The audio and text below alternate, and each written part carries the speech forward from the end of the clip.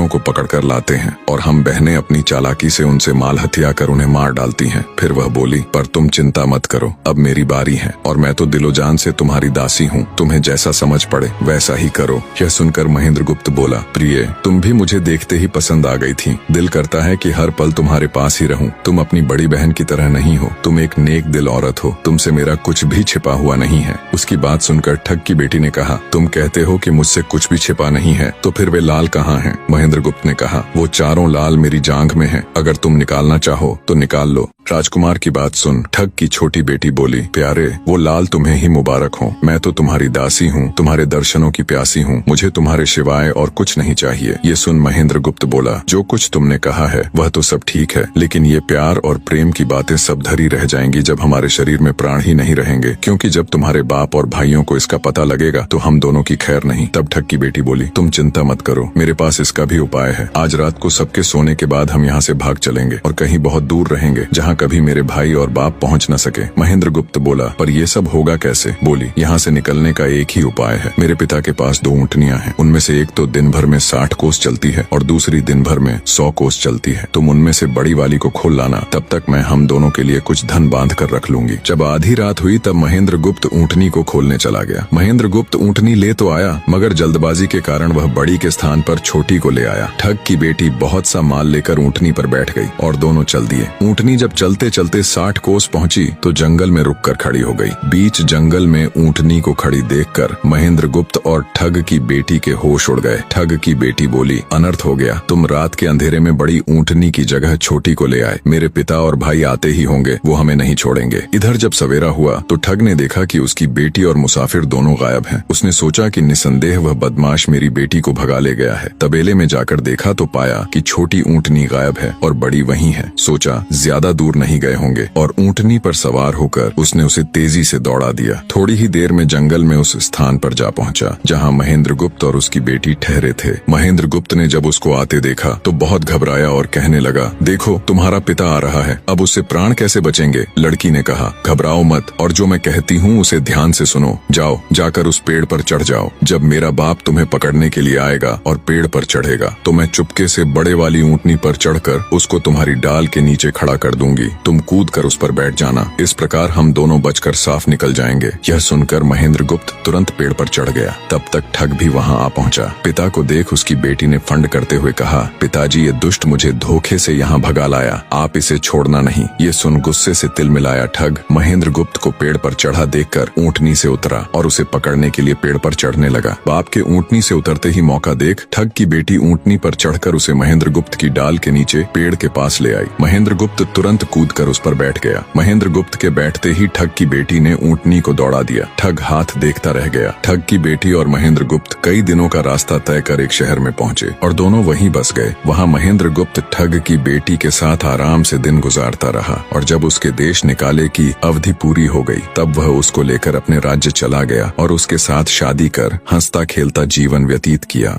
निष्कर्ष, महेंद्रगुप्त और ठग की बेटी की यह कथा हमें यह सिखाती है कि प्रेम और विश्वास का बंधन सबसे मजबूत होता है। जब बुद्धिमत्ता, धैर्य और निस्वार्थ प्रेम मिलते हैं तो असंभव को भी संभव बनाया जा सकता है। जीवन में चाहे कितनी भी कठिन परिस्थितियां क्यों न आए, सही निर्णय, संयम और परस्पर विश्वास हमें हर संकट से बाहर निकाल सकते हैं।